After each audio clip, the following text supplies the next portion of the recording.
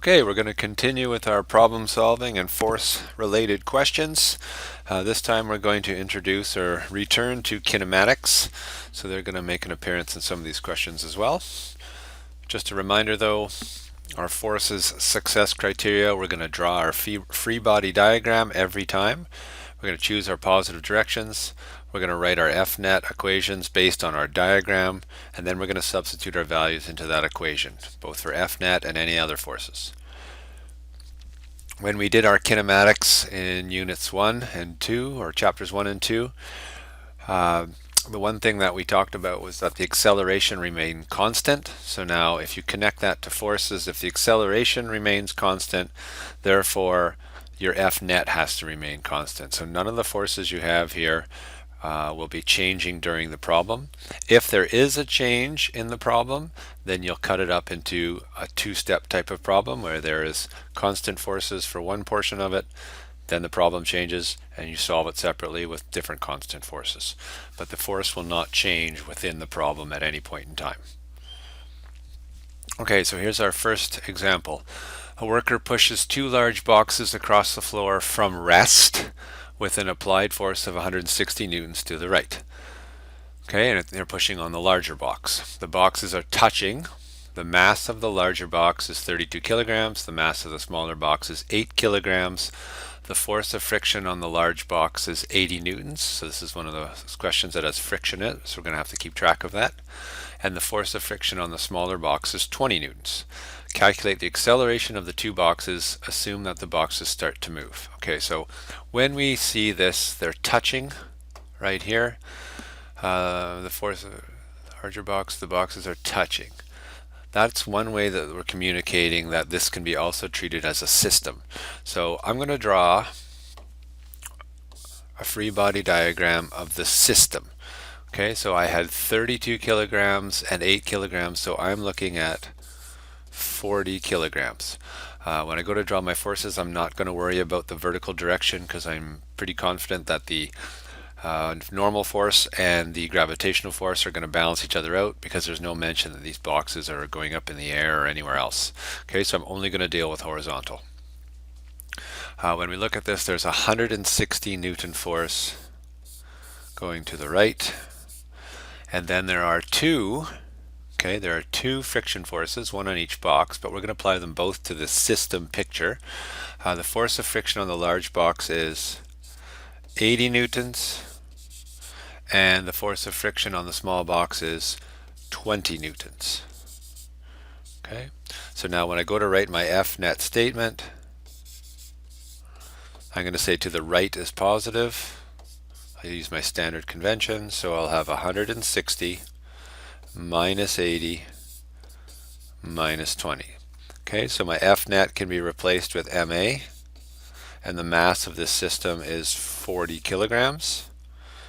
I don't know the acceleration, and I know the net force, so that's the combination of the pushing force and with the subtraction of the frictional forces becomes 60 newtons.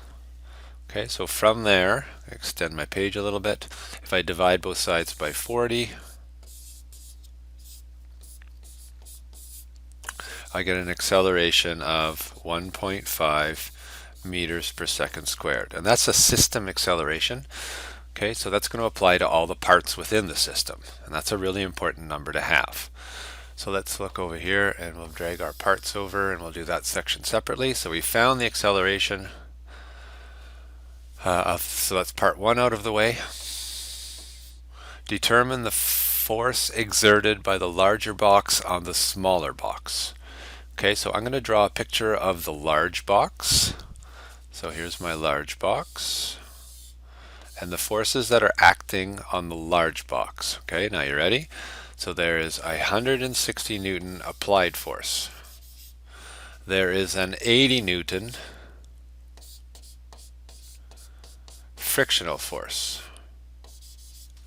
Okay, there's one other force here, okay, that we haven't accounted for, and that's the contact force between box 1 and box 2. So there is a force right here, and this is F, and we can call it F of 2 if we want, F of box 2. It's the contact force between those two. And this is what I'm saying, you really have to think about your free body diagrams and what forces are acting here. Okay, so if we go to write our F net statement, we have 160 minus 80 minus, again, I'm calling it F2. We could call it the combination 2, 1. Any name you want to put on it, it doesn't matter. Okay, so that's going to be the contact force between the two boxes.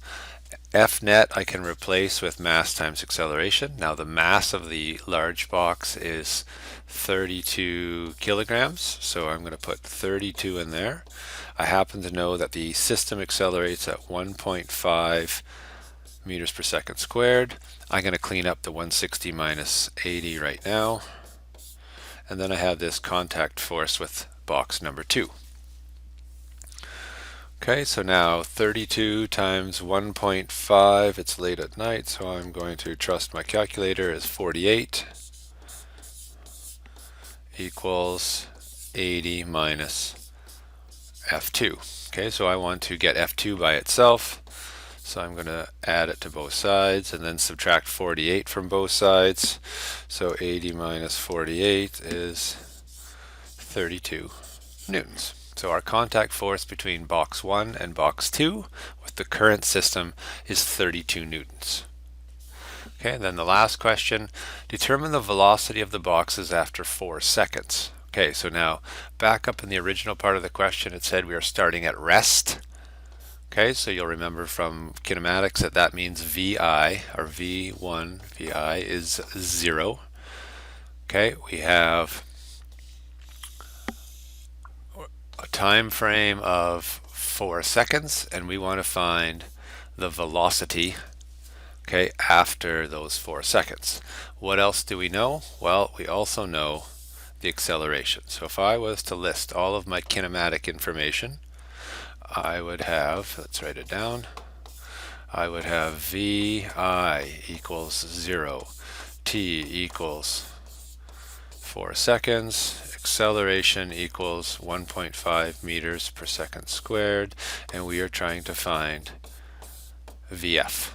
Okay, so if we set that up, we can use VF equals VI plus AT. VF we don't know, 0 is our initial, 1.5 is our acceleration, 4 is our second, so we get a final velocity of 6 meters per second. Cool? Okay, so pause it here and try this question. Okay, it's very similar, so I'll give you a chance to try it, and then we'll come back in and check. Okay, so we're going to come back in here and check. So 2 dynamics carts are placed end to end. Cart 1 is stuck to cart 2. That's an important word. Okay, that's just the same as the previous question where they are touching. Okay, so you can model the first part of this, calculate the acceleration. So if I model this as a system, I have 3 kilograms. Okay, it's pushed with a force of 18.9 newtons to the west. And there is, ignore the force of friction, so there's no other friction. So if I do my F net statement, okay, and I might choose positive convention to be the left here. Okay, so my F net would equal 18.9 newtons, and then if I replace my F net with MA, I have 3 kilograms times A equals 18.9, and what a very lovely number to work with. I have 6.3 meters per second squared, and that is to the left. Okay, so let's just double check. We've got that here, 6.3 to the left, or west, sorry, they changed. I don't make that adaptation there. Calculate the force that cart 1 exerts on cart 2. Okay, so again, we have 2 dynamics carts are placed end to end, is stuck to cart 2. Cart 1 is pushed with a force, so I think we have it this way. This is cart 2, this is cart 1, and we are pushing on cart 1 with 18.9 18.9 newtons. And you'll notice it doesn't matter which side I put the force on. From the system side, I put it on the left side. For the parts, I put it on the right side. It doesn't really matter. I'm just going to reread that one more time to make sure I've got it set up right. Placed end to end, cart 1 is stuck to cart 2. Cart 1 is pushed with a force of 18.9 to the west, causing cart 1 to push cart 2 forward. Okay, so I like my picture. I'm going to just separate them a little bit because I want to know the force of contact. So I'm just going to change that picture a little bit and say, okay, so there's a pushing force of 18.9. That's my applied force. But here's that contact force. Okay, and we could call that F2. You could give that whatever name you want. It doesn't matter. I already defined my positive direction is to the left or to the west. So F net equals 18.9 minus F2. We put our mass of our cart 1, which is 1.2 kilograms. We know the acceleration over here is 6.3. All that has to equal 18.9 minus F2. Okay, let me give myself a little more room here to solve. So 1.2 times 6.3, 7.6 we'll say, equals 18.9 minus F2. I'm going to add F2 to both sides and then subtract 7.6, so 18.9 minus 7.6, 11.3 newtons would be our contact force. Cool. Okay, and then the last question. So there's 11.311, they rounded off a little bit. Would your answer change if cart 2 were pushed with an equal but opposite force instead of cart 1? If your answers change, calculate the new results. Now, in the interest of time, I'm going to not do that, but you can repeat everything that I wrote in red here. Okay, but you move the 18.9 to the other cart, and you might be surprised at the answer. Okay, it isn't the same. It's actually a little bit less. Okay, and I'll let you think on that for a little while, and then if you have some questions, we can do that in our online chit chat. Okay, this is our last question, so if you want to pause and try this, it's a little involved, so it'll take you a few minutes. Okay, so we have a 1,200 kilogram car moving at 95 kilometers an hour. So there's the first piece I don't like. That right there, I'm not super happy with. So if I convert that 95 kilometers an hour divided by 3.6, I get 26.4 meters per second. So that would be the first thing I would do. When the driver notices a deer down the road, he takes his foot off the brake pedal, or takes his foot off the accelerator and moves it towards the brake pedal. That takes a half a second. And then we have 2 seconds where the brakes are actually applied with a 2,400 Newton force acting backwards. Okay, how far does the car move in the 2.5 seconds? Okay, so this is a two-part problem. Okay, so there's a first part here where we have 0.5 seconds. There is a second part where we have 2 seconds. And the reason I want to make the note that they're different is because for the first 0.5 seconds there's no acceleration happening or deceleration happening. So I know that the VI here is 26.4 meters per second. I know the time here is 0.5 seconds. So I know the distance traveled, if we multiply those two together, is 13.2 meters. That's that section. So in 0.5 or in the half a second, the car travels 13.2 meters. Okay, now over here on this side, this is where it gets a little bit messier. So if I look at my vehicle and I'm going to draw a quick free body diagram, I'm going to say it's traveling in this direction. Okay, so the force that's applied via the brakes in the road is a 2,400 Newton force,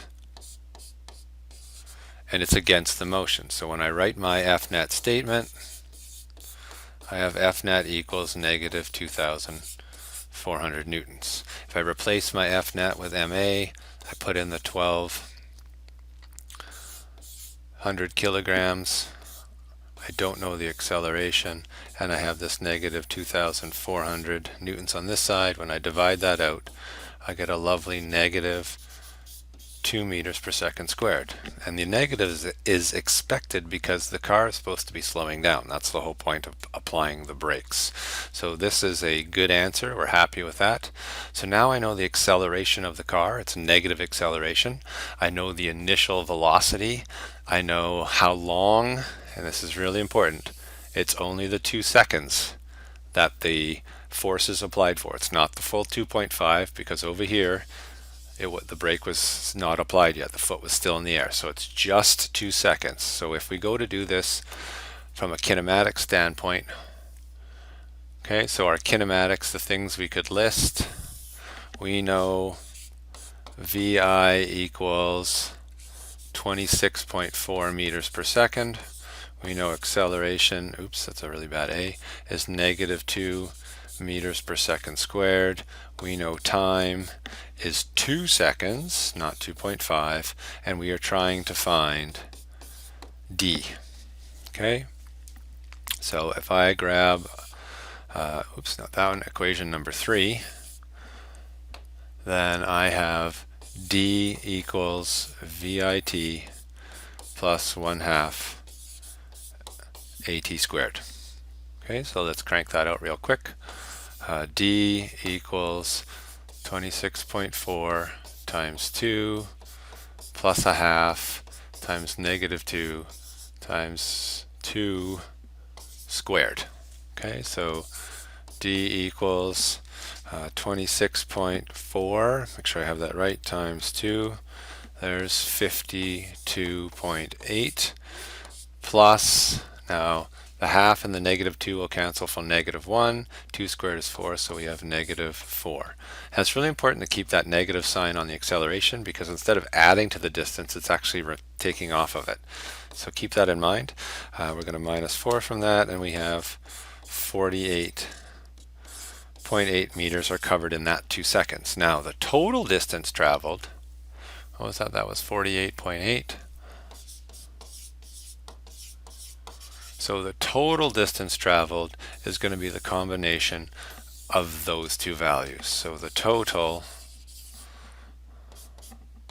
will be 48.8 plus the 13.2, and it should be a lovely 62 meters forward to the west or whatever direction we had here, and there it is right there. So that's a combination problem. There's force elements, there's kinematic elements. You have to make really good pictures. You just have to go slow. Okay, so on section 3.5, if you want to try 5, 6, and 8, those are some good questions. And thanks for tuning in.